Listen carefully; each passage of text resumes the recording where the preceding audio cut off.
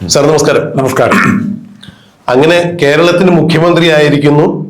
VD. Satheesan നിയുക്ത മുഖ്യമന്ത്രിയായി ഹൈക്കമാൻഡിന്റെ പ്രഖ്യാപനം വന്നിരിക്കുന്നു. ഇവിടെ വി.ഡി. സതീശൻ മത്സരിക്കാൻ ഇറങ്ങുമ്പോൾ മുതൽ മതമേലധ്യക്ഷന്മാരിൽ പലരും, പ്രത്യേകിച്ച് NSSന്റെ ജനറൽ സെക്രട്ടറിയായ ശ്രീ സുകുമാരൻ നായരും SNDPയുടെ ജനറൽ സെക്രട്ടറിയായ ശ്രീ വെള്ളാപ്പള്ളി നടേശനുമെല്ലാം നേരിട്ട് തന്നെയാണ് വി.ഡി. സതീശൻ ഒരു കാരണവശാലും കേരളത്തിന്റെ മുഖ്യമന്ത്രി ആകരുത് എന്ന് പറഞ്ഞുകൊണ്ടിരുന്നത്. അപ്പോഴെല്ലാം അവർ പറയുന്നത് വി.ഡി. സതീശൻ മതമേലധ്യക്ഷന്മാരെ അല്ലെങ്കിൽ മുതിർന്ന നേതാക്കന്മാരെ ബഹുമാനിക്കുന്നില്ല, അല്ലെങ്കിൽ വെള്ളാപ്പള്ളി നടേശൻ പറഞ്ഞത് കാണുമ്പോൾ വി.ഡി. സതീശൻ വെള്ളാപ്പള്ളി നടേശനെതിരെ കുരച്ചു ചാടുന്നു എന്നാണ്. എന്നാൽ എന്ത് തരത്തിലുള്ള അപഹാസ്യകരമായ രീതിയിലുള്ള പെരുമാറ്റമാണ് വി.ഡി. സതീശന്റെ ഭാഗത്തു നിന്നും വെള്ളാപ്പള്ളി നടേശൻ ഉണ്ടായത് എന്ന് വ്യക്തമാക്കാൻ അദ്ദേഹം തയ്യാറായിട്ടില്ല. വി.ഡി. സതീശൻ പറഞ്ഞത്, എനിക്ക് ഇവരോടെല്ലാവരോടും വലിയ ബഹുമാനം തന്നെയാണ് ഉള്ളത്, എന്നാൽ മതമേലധ്യക്ഷന്മാരുടെ തിണ്ണ നിരങ്ങാൻ ഒരു രാഷ്ട്രീയക്കാരൻ എന്ന രീതിയിൽ ഞാൻ ഇനിയും പോകില്ല. അതിന്റെ പേരിൽ വോട്ട് കിട്ടില്ല, ഞാൻ തോക്കുന്നെങ്കിൽ തോക്കട്ടെ. എന്നാൽ രാഷ്ട്രീയപരമായി ഏതെങ്കിലും തരത്തിലുള്ള ആവശ്യങ്ങൾക്ക് വേണ്ടി ഞാൻ സാമുദായിക ആചാര്യന്മാരെ കാണും, തീർച്ചയായും ഇവരുടെ എല്ലാവരുടെയും അടുത്തു പോകും. ഇവരെ എല്ലാവരെയും സന്ദർശിക്കും എന്ന് പറയുന്നതും ഏതെങ്കിലും സ്വാർത്ഥ ലാഭത്തിന് വേണ്ടി, രാഷ്ട്രീയ ലാഭത്തിന് വേണ്ടി തിണ്ണ നിരങ്ങുന്നു എന്ന് പറയുന്നതും രണ്ടും രണ്ട് തന്നെയാണ്. ആ ഉറച്ച നിലപാടുകളുടെ രാജകുമാരൻ തന്നെയായിരുന്നു വി.ഡി. സതീശൻ എന്ന് അദ്ദേഹത്തിന്റെ ഇപ്പോഴത്തെ വിജയം സൂചിപ്പിക്കുന്നു. അത് വിജയ വിസ്മയം തന്നെയാണ്. സതീശന്റെ ഭാഷയിൽ പറഞ്ഞാൽ വിസ്മയം തീർത്തിരിക്കുന്നു. ഇന്നലെ സുകുമാരൻ നായരുടെ മറ്റൊരു പ്രസ്താവന കൂടി ഉണ്ടായിരുന്നു. ഹൈക്കമാൻഡിനെ മുസ്ലിം ലീഗ് ഹൈജാക്ക് ചെയ്തിരിക്കുന്നു. കോൺഗ്രസിന്റെ മുഖ്യമന്ത്രി ആരായിരിക്കണം എന്ന കാര്യത്തിൽ എന്തിനാണ് മുസ്ലിം ലീഗ് ഇടപെടുന്നത്? ഇനിയിപ്പോ ഭരണം അവർക്കാണെങ്കിൽ പോലും ഒരു കാരണവശാലും വിദ്യാഭ്യാസ വകുപ്പ് മുസ്ലിം ലീഗിന് കൊടുക്കാൻ പാടില്ല എന്നൊക്കെയുള്ള വലിയ എന്താ പറയുക പരിദേവനങ്ങളായിരുന്നു ജി സുകുമാരൻ നായരുടെ ഭാഗത്ത് നിന്ന് ഉണ്ടായത്. ഈ അടുത്ത കാലത്ത് ഹൈന്ദവരെ ഏറ്റവും കൂടുതൽ വിഷമിപ്പിച്ച ഒരു കേസായിരുന്നു ശബരിമല സ്വർണ്ണക്കൊള്ള കേസ്. ഈ ശബരിമല സ്വർണ്ണക്കൊള്ളക്കേസുമായി ബന്ധപ്പെട്ട് SIT അറസ്റ്റ് ചെയ്ത് ജയിലിൽ അടച്ചവരിൽ 99.99% ആളുകളും CPM-ന്റെ പ്രവർത്തകരും CPM-ന്റെ MLA-മാരും സമന്നതരായ നേതാക്കളും തന്നെയായിരുന്നു, ഹിന്ദുക്കളുമായിരുന്നു. ഇവർക്കെതിരെ ഏതെങ്കിലും തരത്തിൽ നടപടിയെടുക്കുവാൻ സുകുമാരൻ നായർ ഒരിക്കൽ പോലും അന്നത്തെ മുഖ്യമന്ത്രിയായിരുന്ന പിണറായി വിജയനോട് ആവശ്യപ്പെട്ടതായി നാം കണ്ടിട്ടില്ല. കൂടാതെ ഇടതുപക്ഷത്തിലെ വകുപ്പ് മന്ത്രിമാർ ഇന്ന വകുപ്പ് ഭരിക്കണം എന്ന് ഒരിക്കൽ പോലും സുകുമാരൻ നായർ പിണറായി വിജയനോട് പറഞ്ഞിട്ടുമില്ല. അങ്ങനെയുള്ള സുകുമാരൻ നായരാണ് കോൺഗ്രസിന് ഭരണം കിട്ടിയാൽ ഇന്നയാൾ മുഖ്യമന്ത്രിയാകാൻ പാടില്ല, ഇന്നയാൾ വിദ്യാഭ്യാസ വകുപ്പ് മന്ത്രിയാകാൻ പാടില്ല. ഇത് തീർത്തും രാഷ്ട്രീയ ഇരട്ടത്താപ്പ് തന്നെയാണ്. രമേശ് ചെന്നിത്തലയോട് കൂടുതൽ അടുപ്പമുണ്ട് എന്ന് സുകുമാരൻ നായർ തന്നെ പറയുന്നു. രമേശ് ചെന്നിത്തല മുഖ്യമന്ത്രി ആകില്ല എന്ന ഘട്ടത്തിലാണ് വി.ഡി. സതീശനെതിരെ ഇന്നലെ വീണ്ടും സുകുമാരൻ നായർ ഇറങ്ങിയത്, അഥവാ സുകുമാരൻ നായർ ഇറക്കിയത്. ദീർഘകാലമായി രാഷ്ട്രീയത്തെ അടുത്ത് നിന്ന് കാണുകയും മുതിർന്ന ഒരു മാധ്യമ പ്രവർത്തകൻ എന്ന രീതിയിൽ ശ്രീ രാജ്മോഹൻ സാർ ഇതിനെ എങ്ങനെയാണ് വിലയിരുത്തുന്നത്? പ്രദീപിന്റെ ആദ്യത്തെ ഒബ്സർവേഷൻസ് മുഴുവൻ യോജിക്കുകയാണ്. പക്ഷെ ഇവിടെ നിന്ന് കോൺഗ്രസിന്റെ ഈ പ്രാവശ്യം മറ്റേത് സമയത്തേക്കാൾ കൂടുതൽ ഈ പ്രാവശ്യത്തെ മുഖ്യമന്ത്രി സ്ഥാനാർത്ഥിയെ ലെജിസ്ലേറ്റർ പാർട്ടി ലീഡറെ തരേണ്ടത് കോൺഗ്രസിന്റെ മഹത്വമാണ്, കേരളത്തിന്റെ ജനാധിപത്യത്തിന്റെ മഹത്വമാണ്. ഇപ്പം ഞാൻ ഓർമ്മിക്കുന്നത്, സാധാരണ ജെൻഡർ ബേസായിട്ട് കണക്കാക്കരുത്, സാധാരണഗതിയിൽ പ്രസവത്തിന് സമയമാകുന്ന സ്ത്രീകളെ പ്രസവവാർഡിൽ പ്രവേശിപ്പിച്ച് കഴിഞ്ഞാൽ ചിലപ്പോൾ ചില സമയത്ത് കൂടുതൽ സമയമെടുക്കും. ഭയങ്കരമായിട്ട് ഈ പ്രസവിക്കാൻ പോകുന്ന സ്ത്രീ കിടന്ന് കരയും. അപ്പം പുറത്ത് നിൽക്കുന്നവർക്ക്, ബന്ധുക്കൾക്കും സ്വന്തക്കാർക്കും എല്ലാം ഭയങ്കര ആകാംക്ഷയാണ്. അവസാനം ചിലപ്പോൾ കൂടുതൽ സമയമെടുത്ത് 2-3 മണിക്കൂർ കൂടുതൽ എടുത്തിട്ടായിരിക്കും സിസേറിയൻ നടത്തി കുട്ടിയെ പുറത്തെടുക്കുന്നത്. അപ്പോഴും ഭയങ്കര ആകാംക്ഷ, ഉത്കണ്ഠയുള്ള ഇവരുടെ മുഖത്തേക്ക് നേഴ്സ് ഒരു ആൺകുച്ചിനെ, ആ കുട്ടി ആണാണെന്നറിയുമ്പോൾ ഒരു പ്രത്യേകതരം സന്തോഷം, ഇത്രയും നേരത്തെ കഷ്ടപ്പാടും വേദനയൊക്കെ തള്ളയും മറക്കുന്നു, സ്വന്തക്കാരും മറക്കുന്നു, ബന്ധക്കാരും മറക്കുന്നു. അതുപോലെ ഒരു സന്തോഷം. ഒന്ന് ഇടപെട്ട് സംസാരിച്ചോട്ടെ, കാരണം കുട്ടി ആണാണെന്ന് അറിയുമ്പോൾ സന്തോഷമുണ്ടെന്ന് പറയുമ്പോൾ തീർച്ചയായിട്ടും അങ്ങനെ ഒരു വിരുദ്ധ നിലപാട് നമുക്കെതിരെ വരും. നമുക്ക് ആണായാലും പെണ്ണായാലും നമ്മൾ തുല്യനീതിയോടുകൂടി കാണുന്നു. തീർച്ചയായും അത്തരത്തിലല്ല രാജ്മോഹൻ സാർ പറഞ്ഞത് എന്ന് ബഹുമാന്യനായ പ്രേക്ഷകർ ഒന്നുകൂടി ഈ ഒരു സംഭവത്തിന്റെ പ്രത്യേകതയാണ്. അതെ, അപ്പൊ നമുക്ക് കോൺഗ്രസ് പ്രവർത്തകർക്ക് ആഗ്രഹിക്കുന്ന രീതിയിലുള്ള ഒരു നേതാവിനെ ലഭിച്ചിരിക്കുന്നു. കുട്ടി ആണാണോ പെണ്ണാണോ എന്ന് വ്യക്തമാക്കിയിരിക്കുന്നു. അതിലുള്ള സന്തോഷം കോൺഗ്രസ് പ്രവർത്തകർ കേരളം മുഴുവൻ കാണിക്കുന്നുണ്ട്.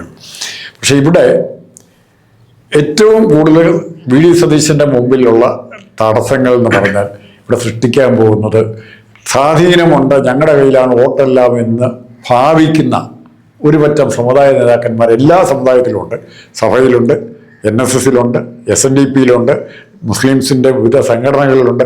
ഞങ്ങളെ പിണക്കിയാൽ അല്ലെ ഞങ്ങൾ എതിർത്താൽ നിങ്ങൾ ജയിക്കുകയില്ല എന്നുള്ള ഭാവത്തിൽ ചാട്ടവാറ കൊണ്ട് അടിച്ച് ഈ നേതാക്കന്മാരെ നടത്തുന്നവരുണ്ട്. ഒരു കാലത്ത് ജയിക്കുകയില്ല, ഇനി അഥവാ ജയിച്ചു കഴിഞ്ഞാൽ ഭരണത്തിലെത്തില്ല, ഭരിപ്പിക്കില്ല. ശ്രീ A.K. ആന്റണി ഒരു പർട്ടിക്കുലർ പീരീഡിൽ ഈ സമുദായ സംഘടനകളുടെ രാഷ്ട്രീയ കക്ഷികളുടെ മേലുള്ള സ്വാധീനത്തെ എതിർത്ത് തോൽപ്പിക്കാൻ ശ്രമിച്ചിട്ടുണ്ട്. പക്ഷെ ആന്റണിക്ക് കാര്യമായ പിന്തുണ കോൺഗ്രസിൽ നിന്ന് പോലും കിട്ടിയില്ല.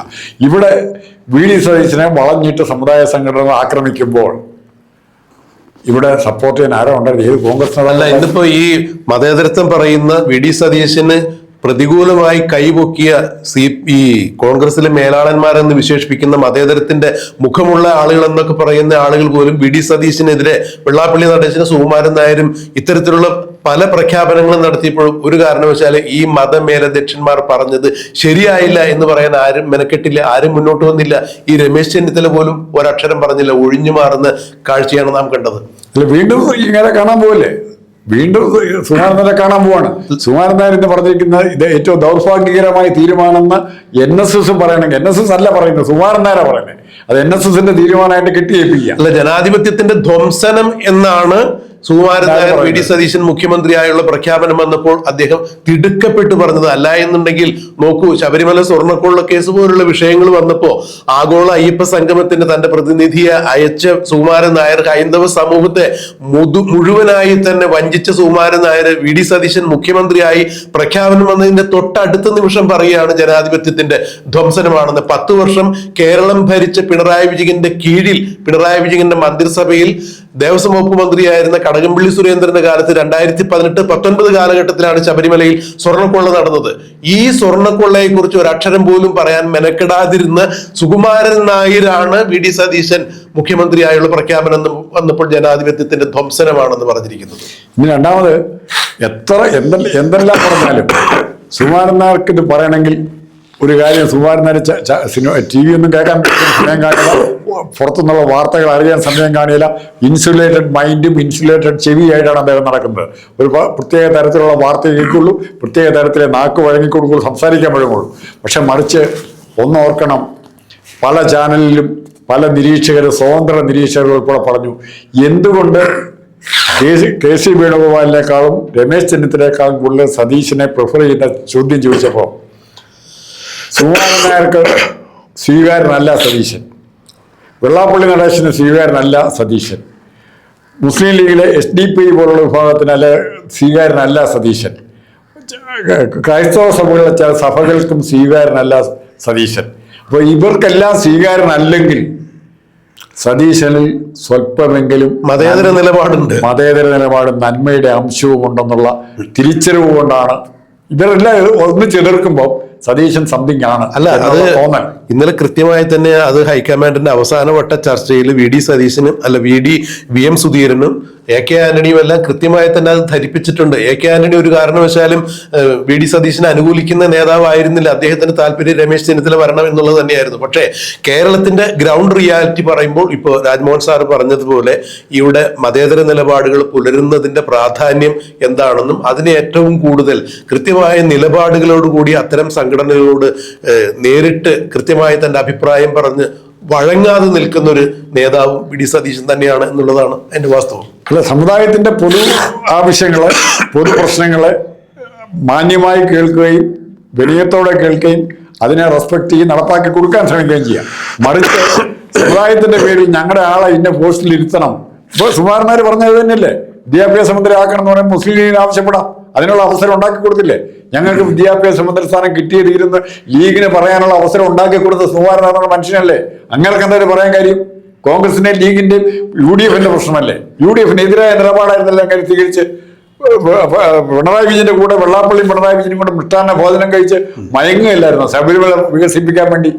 ശബരിമല വികസിപ്പിക്കുന്ന ആരുടെ കൂടെയാ? അതൊന്നും സുകുമാരൻ നായർക്ക് അറിയത്തില്ല. അത്തരം കാര്യങ്ങൾ സുകുമാരൻ നായർക്ക് വികാരമില്ല, വിക്ഷോഭമില്ല. മറിച്ച് കോൺഗ്രസ് താക്കോൽ സ്ഥാനത്ത് രമേശിനെ വെച്ചില്ലെങ്കിൽ, മുഖ്യമന്ത്രിയായിട്ട് രമേശിനെ വെച്ചില്ലെങ്കിൽ നായന്മാരുടെ എല്ലാ സ്വാധീനങ്ങളും ഇടിഞ്ഞു പോകും, നായർ സമുദായത്തിന്റെ തകർച്ചയാണ് എന്ന് പറയാൻ മാത്രം അല്പനായി പോയ സുകുമാരൻ നായരുടെ അതുപോലുള്ള സുകുമാരൻ നായർ മാത്രമല്ല, അതുപോലുള്ള സമുദായ നേതാക്കന്മാരുടെ പിന്നാമ്പറം നിരങ്ങുന്നവരാരാണേലും അവര് കോൺഗ്രസ്സുകാരല്ല, രാഷ്ട്രീയക്കാര് പോലുമല്ല. അവർക്ക് കൂടിയുള്ള ഒരു തിരിച്ചടി തന്നെയാണ് വി ഡി സതീശന്റെ ഈ മുഖ്യമന്ത്രി സ്ഥാനത്തിലേക്കുള്ള ആരോപണം. ഇതിലൊന്ന് മറ്റൊന്നുകൂടി രാജ്മോഹൻ സാർ ഞാനൊന്ന് പറഞ്ഞോട്ടെ. ഈ സുകുമാരൻ നായർ ഇത്തരത്തിൽ കളിക്കുന്നത് ആദ്യമൊന്നുമല്ല. തിരുവഞ്ചൂർ രാധാകൃഷ്ണന്റെ കയ്യിൽ നിന്നും ആഭ്യന്തര വകുപ്പ് തട്ടിപ്പറിച്ച് മറ്റൊരു നേതാവായ നായർ സമുദായാംഗമായ കറുത്ത നായരിൽ നിന്നും വെളുത്ത നായരിലേക്ക് ആഭ്യന്തര വകുപ്പ് മന്ത്രി സ്ഥാനം കൊണ്ടുവരുന്നതിൽ ജി സുകുമാരൻ നായർ നല്ല കളി കളിച്ചിട്ടുള്ള കാര്യം കേരളത്തിന് നന്നായിട്ട് അറിയാമല്ലോ. താക്കോൽ സ്ഥാനം, ഈ താക്കോൽ സ്ഥാനം, അത് താക്കോൽ സ്ഥാനത്തിന്റെ കെയർഓഫിലും പറ്റിച്ച നായരെയാ ഇദ്ദേഹം ചെയ്യുന്ന പ്രവൃത്തിയെല്ലാം അങ്ങനെ. അപ്പൊ എന്ത് തരത്തിലുള്ള നായന്മാരോടാണെങ്കിൽ പോലും എന്ത് തരത്തിലുള്ള നിലപാടാണ്, ധാർമ്മികമായ ഒരു നിലപാടാണ് സുകുമാരൻ നായർ പുലർത്തിയിട്ട്? തിരുവഞ്ചൂരിന്ന് രാധാകൃഷ്ണൻ അസൽ നായരാണല്ലോ. അദ്ദേഹത്തിന്റെ നിറം അല്പം കറുപ്പാണെന്ന് മാത്രം. ഒരു കാരണവശാലും കറുപ്പിനെയും വെളുപ്പിനെയും എടുത്ത് പറയല്ല. അദ്ദേഹത്തെ ഒരു കാരണവശാലും നമ്മൾ അദ്ദേഹത്തിന് ബോഡി ഷേമിംഗ് നടത്തിയിട്ടില്ല. പക്ഷെ വസ്തുതകൾ പറയുമ്പോൾ കാര്യങ്ങൾ വിസ്മരിച്ചുകൊണ്ട് പറയാൻ നമുക്കാവില്ല. അപ്പോ നായർ സമുദായത്തിന്റെ സമുദ്ധാരകനാണ് താൻ എന്ന് പറയുമ്പോൾ ഒരു നായരെ വെട്ടി മറ്റൊരു നായരെ, അതും ഒരേ സംഘടനയിൽ നിൽക്കുന്ന, ഒരേ പ്രസ്ഥാനത്തിൽ നിൽക്കുന്ന സീനിയറായ തിരുവഞ്ചൂരിന്റെ കയ്യിൽ നിന്നും താക്കോൽ സ്ഥാനം ഏറ്റെടുത്ത് രമേശ് ചെന്നിത്തലയിൽ ഏൽപ്പിക്കുവാൻ വേണ്ടി ഈ സമുദായത്തിന്റെ ആചാര്യനായ സുകുമാരൻ നായർ കളിച്ച കളി എല്ലാവർക്കും അറിയാം. അതേ നൈതികതയില്ലാത്ത, രാഷ്ട്രീയ നൈതികതയില്ലാത്ത കളി ഒന്നുകൂടി വി ഡി സതീശനെതിരായ സുകുമാരൻ നായർ കളിച്ചു നോക്കി, വെള്ളാപ്പള്ളിയെ ഇറക്കി കളിച്ചു നോക്കി. പക്ഷെ ഹൈക്കമാൻഡ് കൃത്യമായ കാര്യങ്ങൾ മനസ്സിലാക്കി വി ഡി സതീശനിലേക്ക് ആ ഒരു ഉത്തരവാദിത്തം ഏൽപ്പിച്ചു കൊടുത്തിരിക്കുന്നു. കേരളത്തിൽ യാതൊരു തരത്തിലും സാമുദായിക സംഘർഷങ്ങൾ ഉണ്ടാകാതെ, ഒരു സാമുദായിക വിപ്ലവം ഉണ്ടാകാതിരിക്കാൻ വേണ്ടി, കലഹം ഉണ്ടാകാതിരിക്കാൻ വേണ്ടി ഇനി നോക്കേണ്ട ഉത്തരവാദിത്വം വി ഡി സതീശന് തന്നെയാണ്. തീർച്ചയായും അദ്ദേഹം മതനിരപേക്ഷമായ നിലപാടുകൾ പുലർത്തിക്കൊണ്ട് തന്നെ കേരളത്തിന്റെ ഭരണം മുന്നോട്ട് കൊണ്ടുപോകും എന്ന് നമുക്ക് വിശ്വസിക്കാം. എന്നാൽ വെള്ളാപ്പള്ളി നടേശനോ സുകുമാരൻ നായരോ ഒക്കെ ആവശ്യപ്പെടുന്നത് പോലെ ഇന്നിന്ന വകുപ്പുകൾ ഇന്നിന്ന ആളുകൾക്കായിരിക്കണം എന്ന തരത്തിൽ യാതൊരു തരത്തിലുള്ള സ്വാധീനത്തിനും വി ഡി സതീശൻ വഴങ്ങില്ല. ഇത് തന്നെയാണ് ഈ സാമുദായിക ആചാര്യന്മാരെ വി ഡി സതീശനെതിരെ തിരിച്ചതിന്റെ ഒരു ഉദാഹരണം. അത് തന്നെയാണ്. അവരൊന്നും പറയുന്ന പോലെ, അല്ലെങ്കിൽ അവരൊക്കെ വിരൽത്തുമ്പില് നൂല് കെട്ടി ചലിപ്പിക്കുന്ന പാവിയായി ചലിക്കാൻ വി ഡി സതീശൻ തയ്യാറാകില്ല എന്നുള്ളതിന്റെ ഏറ്റവും വലിയ തെളിവ് തന്നെയാണ് ഇവർക്ക് വി ഡി സതീശനോടുള്ള ഈ ധാർഷ്ട്യവും അഹങ്കാരവും അസൂയയും.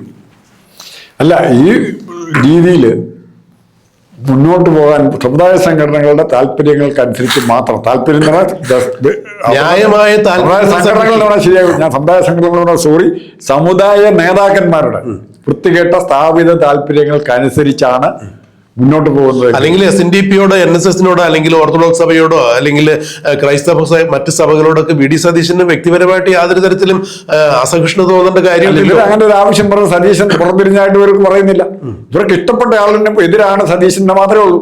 ഇവർക്ക് പാർട്ടിയിലെ കോൺഗ്രസിലോ അല്ലെ CPMലോ ഇഷ്ടപ്പെട്ട ആളിനെതിരാണ് സതീശൻ. അതുകൊണ്ട് സതീശൻ വേണ്ട. ഇവർക്ക് ഇഷ്ടപ്പെട്ട രമേശ് ചെന്നിത്തല, അതുകൊണ്ട് സതീശനെ എതിർക്കുന്ന രമേശ് ചെന്നിത്തല ഇവർ സപ്പോർട്ട് ചെയ്യുന്നു. അതായത് മുഖത്ത് നോക്കി കാര്യം പറയുന്ന ആളുകളെ സ്വീകരിക്കാൻ അവർ തയ്യാറല്ല. മതേതര നിലപാടുകൾക്ക് അനുസൃതമായി കേരളത്തിന്റെ മതമേലധ്യക്ഷന്മാർ പെരുമാറുകയാണെങ്കിൽ വി ഡി സതീശനും അത് സ്വാഗതാർഹം തന്നെയാണ്. അല്ല എന്നുണ്ടെങ്കിൽ ഇപ്പോ വെള്ളാപ്പള്ളി നടേശൻ മലപ്പുറത്ത് ചെന്ന് മുസ്ലിം ലീഗിനെതിരായി സംസാരിച്ച പ്രശ്നങ്ങളെല്ലാം അടുത്ത കാലത്ത് വളരെ വലിയ വിവാദമാകുകയുണ്ടായി. മുസ്ലിം ലീഗിലെ KM ഷാജി തന്നെ ഒരു കാര്യം എടുത്തു പറഞ്ഞിട്ടുണ്ടായിരുന്നു, പോത്തിനെന്ത് ഏത്തവാഴ ലീഗിനെന്ത് വെള്ളാപ്പള്ളി എന്ന് വളരെ മ്ലേച്ഛമായ ഭാഷയിൽ തന്നെ ഷാജി സംസാരിച്ചിട്ടുണ്ടായിരുന്നു. കാരണം ലീഗിനെ സംബന്ധിച്ചിടത്തോളം വെള്ളാപ്പള്ളി ഒന്നുമല്ല, വെള്ളാപ്പള്ളിയുടെ സമുദായത്തിന്റെ വോട്ട് കിട്ടിയിട്ട് വേണ്ട ലീഗിന് ജയിക്കാൻ. അതുകൊണ്ട് വെള്ളാപ്പള്ളിയുടെ പൊറോട്ട് നാടകങ്ങളും ബലവേശലും ലീഗിനോട് വേണ്ട എന്ന് KM ഷാജി തുറന്നു പറഞ്ഞിട്ടുണ്ടായിരുന്നു. KM ഷാജി അത്തരം അഭിപ്രായങ്ങൾ പറയുമ്പോൾ ഒരു മതത്തെ മറ്റൊരു മതം കടന്നാക്രമിക്കുന്നത് ശരിയല്ല എന്ന നിലപാട് തന്നെയാണ് വി ഡി സതീശനും പറഞ്ഞത്. ഇത്തരം നിലപാടുകളാണ് വെള്ളാപ്പള്ളി നടേശന് വി ഡി സതീശനോട് വിരോധം തോന്നാനുള്ള കാരണം. അല്ലാതെ വി ഡി സതീശൻ എന്താണ് വെള്ളാപ്പള്ളിയോട് വ്യക്തിപരമായി ചെയ്തത് എന്നുള്ള ചോദ്യങ്ങൾക്ക് വെള്ളാപ്പള്ളി നടേശൻ ഇന്നേവരെയും മറുപടി പറഞ്ഞിട്ടില്ലല്ലോ. ഏതൊരു പരിസ്ഥിതിയിലും എങ്ങനെ വന്നാലും ഇന്ന് ഈ കേരളത്തിലെ തെരഞ്ഞെടുപ്പ് മറ്റെല്ലാ തെരഞ്ഞെടുപ്പിൽ നിന്നും വ്യത്യാസമായി കേരളത്തിന്റെ മതേതര സ്വഭാവം ഓരോ വ്യക്തിയെയും മനസ്സിലാക്കി കൊടുക്കുന്നതാണ്. ഞാൻ കഴിഞ്ഞ എല്ലാ ചർച്ചകളിലും പറയുന്നുണ്ട്, തവനൂരെ ജോയിയും കൊച്ചിയിൽ ഷിയാസും ജയിക്കണമെന്നുണ്ടെങ്കിൽ പേരാമ്പ്രയിൽ തഹ്ലിയയും ജയിച്ചിട്ടുണ്ടെങ്കിൽ ഈ മെസ്സേജ് ചെറിയ മെസ്സേജ് അല്ല, വലിയ മെസ്സേജാണ്. ഇത് കേരള രാഷ്ട്രീയത്തിന് കിട്ടാവുന്ന, പണ്ട് വിവേകാനന്ദൻ പാന്താവി എന്ന് പറഞ്ഞ് പരിഹസിച്ച് പോയത് അതിനെ തിരുത്തുന്ന മെസ്സേജാണ് ഇന്ന് കേരളം കൊടുത്തിരിക്കുന്നത്. ആ മെസ്സേജിൻ്റെ മൂല്യം നമ്മൾ കണക്ക് കൂട്ടുന്നല്ല, ആ മൂല്യത്തെ ബഹുമാനിക്കാനും അംഗീകരിക്കാനും അതനുസരിച്ച് പ്രവർത്തിക്കാനും കേരളത്തിലെ രാഷ്ട്രീയ കക്ഷികളും നവോത്ഥാന നായകരും തയ്യാറായാൽ കേരളം ഇപ്പോൾ നമ്മൾ പറഞ്ഞു കൊടുക്കുന്നത് ഒന്നാമെന്ന് പറഞ്ഞ യഥാർത്ഥത്തിൽ ഒന്നാമത്തെ സംസ്ഥാനമായി ലോകത്ത് തന്നെ മാറാൻ സാധ്യതയുണ്ട്. അല്ല, രാഷ്ട്രീയ പ്രബുദ്ധതയിൽ കേരളം ഇന്ത്യയിലെ മറ്റേത് സംസ്ഥാനത്തേക്കാളും മുന്നിൽ തന്നെയാണ്, ഒന്നാമതാണ് എന്ന് പറയുന്നതിൽ നിന്ന് തെറ്റുവരുന്നില്ല. ഇവിടെ ഈ സാർ പറഞ്ഞതുപോലെ ഈ കഴിഞ്ഞ 2026 ഈ നിയമസഭാ തെരഞ്ഞെടുപ്പിൽ തികഞ്ഞ രാഷ്ട്രീയ പ്രബുദ്ധത തന്നെയാണ് ജനങ്ങൾ വോട്ടെടുപ്പിൽ കാണിച്ചിരിക്കുന്നത്. അതുകൊണ്ട് തന്നെയാണ് സാറ് പറഞ്ഞപ്പോൾ തവന്നൂരിലെയും കൊച്ചിയിലെയും പേരാമ്പ്രയിലേക്ക് ഉദാഹരണം കാണിച്ചപ്പോൾ അത് വളരെ അക്ഷരാർത്ഥത്തിൽ ശരി തന്നെയാണ്. ഇത് കോൺഗ്രസിനും അല്ല എന്നുണ്ടെങ്കിൽ CPM-നും BJP-ക്കും എല്ലാം കൃത്യമായ പാഠങ്ങൾ തന്നെയാണ് നൽകുന്നത്. ജനാധിപത്യത്തിൽ യജമാനന്മാർ ജനങ്ങൾ തന്നെയാണ് എന്ന് ഈ മതമേലധ്യക്ഷന്മാരും തിരിച്ചറിയണം. അവരുടെ തിട്ടൂരങ്ങൾക്കനുസരിച്ച് ആളുകൾ, അവരുടെ വിശ്വാസികൾ പോലും മതവിശ്വാസികൾ പോലും വോട്ട് ചെയ്യുന്ന കാലം അതിക്രമിച്ചിരിക്കുന്നു. ഒരു മതമേലധ്യക്ഷന്മാർ വിചാരിച്ചാലും കേരളത്തിൽ ജനാധിപത്യ പ്രക്രിയ മാറ്റിമറിക്കാൻ സാധിക്കില്ല. ഇത് വെള്ളാപ്പള്ളി നടേശന് സുകുമാരൻ നായരും എല്ലാം മനസ്സിലാക്കണം. മറിച്ച് മതനിരപേക്ഷമായ നിലപാടുകൾ കൊണ്ട് എല്ലാവരെയും കൂട്ടി യോജിപ്പിച്ചു കൊണ്ടുപോകാൻ രാഷ്ട്രീയക്കാരും തീരുമാനത്തിൽ എത്തിച്ചേരണം. അങ്ങനെയുള്ളൊരു ഭരണ സംവിധാനം കേരളത്തിൽ വരണം. അത് VD സതീശനായാലും രമേശ് ചെന്നിത്തലയായാലും അല്ലെങ്കിൽ മറ്റ് ഏത് നേതാക്കന്മാരായാലും അങ്ങനെ തന്നെ ചിന്തിക്കണം. ആരുടെയും മതത്തെയോ മതവിശ്വാസങ്ങളെയോ ഹനിച്ചുകൊണ്ടോ നിഷേധിച്ചുകൊണ്ടോ ആരും മുന്നോട്ട് പോകാൻ പാടില്ല. മതത്തിന്റെ അല്ലെങ്കിൽ മതശക്തികളുടെ വോട്ട് ബാങ്ക് കാണിച്ചുകൊണ്ട് രാഷ്ട്രീയക്കാരെ വിലപേശി തങ്ങളുടെ പോക്കറ്റിലാക്കാമെന്ന് ഏതെങ്കിലും മതമേലധ്യക്ഷന്മാർ വിചാരിക്കുന്നുണ്ടെങ്കിൽ അതും അസ്ഥാനത്ത് തന്നെയാണ് എന്ന് വേണം നമുക്ക് തുറന്നു പറയാനുള്ളത്. എന്തായാലും കേരളത്തിൽ പുതിയൊരു യുഗപ്പിറവിക്ക് ഒരു സാധ്യത ഉണ്ടാകട്ടെ. VD സതീശൻ എന്ന പുതിയ മുഖ്യമന്ത്രിക്ക് കേരളത്തെ പുതിയ ദിശാബോധത്തോടു കൂടി മുന്നോട്ട് നയിക്കാൻ സാധിക്കട്ടെ. അദ്ദേഹത്തിന് എല്ലാവിധ ആശംസകളും.